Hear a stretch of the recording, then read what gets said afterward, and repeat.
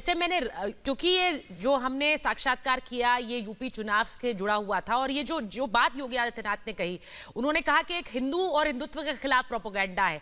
आपको लगता है कि पहले भी तुष्टीकरण होता रहा, लेकिन उसके खिलाफ क्या कितने लोग उठ खड़े हुए और बोला उसके खिलाफ? लेकिन उस तुष्टीकरण के खिलाफ बोलने पर मुझे लगता है कि उस तरह के सवाल नहीं उठे हैं। लेकिन जब हिंदुत्व और हिंदू के संगठित होने की बात होती है तो उस पर एकदम से आरोप लगा दिया जाता है कि देखिए हिंदू संगठित हो रहे हैं और ये ठीक नहीं है, ये गलत है। भारतवर्ष सनातन धर्मावलंबियों और हिंदुओं का देश रहा है। ये पाकिस्तान, अफगानिस्तान और बांग्लादेश भी कभी न कभी हिंदुस्तान के अंग रहे हैं और मेजॉरिटी हिंदू रही है।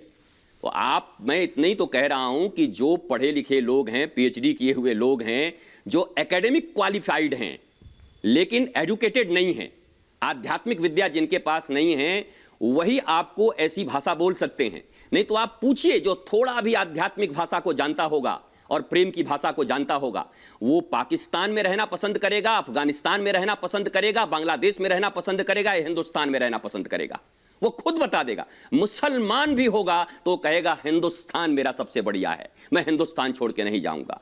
क्योंकि आपने देखा अफगानिस्तान में गुरु ग्रंथ साहब लाने के लिए कितनी तरद्दुत करनी पड़ी, उठा के लाने पड़े। अरे एक यही देश है जहां हिंदू ज्यादा हैं, सनातन धर्मावलंबी ज्यादा हैं। जो भी पैनल में भी बैठे हैं, चाहे किसी दल में हो, मैं हाथ जोड़कर कहता हूं सत्य का अवलंबन करें और यह बात जरूर कहें कि हिंदू है तो राष्ट्र है, हिंदू है तो सेकुलरिज्म है, हिंदू है तो शांति है। और एक बात और पूछूंगा, 70 साल से वास्तव में जब ये होता था तुष्टीकरण, तब हमारी आवाज क्यों नहीं निकलती थी?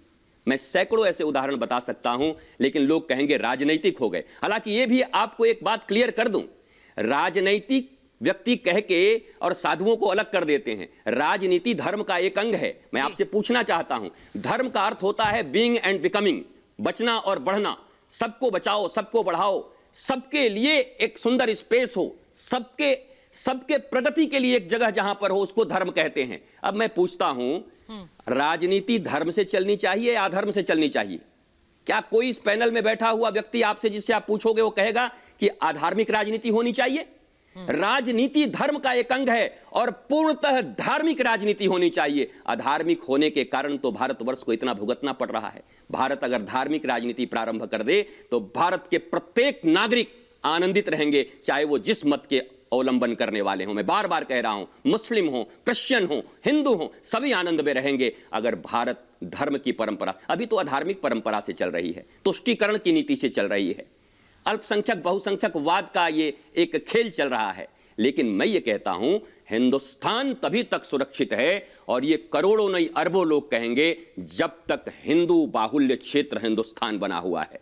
जैसे ही कम हुए, 40%, 50% हुए, ये हिंदुस्तान नहीं रहेगा। ये चैनल भी ऐसे चैनल नहीं रहेगा, सब में लग जाएंगे इस्लामिक स्टेट के झंडे। ये सबको पता होगा, जो लोग राजनीति भी कर रहे होंगे। पर तात्कालिक राजनीति के लिए भारत के आने वाले पीढ़ियों का आप वध मत करिए। भारत की आने वाली पीढ़ियों के विषय में सोचिए, उसमें आपके भी बच्चे हैं, आपके भी अपने नौनिहाल हैं। इसलिए भारत को सुरक्षित रखना है तो ये हिंदू बाहुल्य और सनातन प्रकृति का धर्म वाला देश ही रहना चाहिए। संविधान से ही चले, पर बहुसंख्यक हिंदू हैं तभी सुरक्षा है। जी, जगत गुरु जी बहुत बहुत धन्यवाद हमसे बात करने के लिए, समय निकालने के लिए। बहुत बहुत धन्यवाद रिपब्लिक भारत से बात करने के लिए।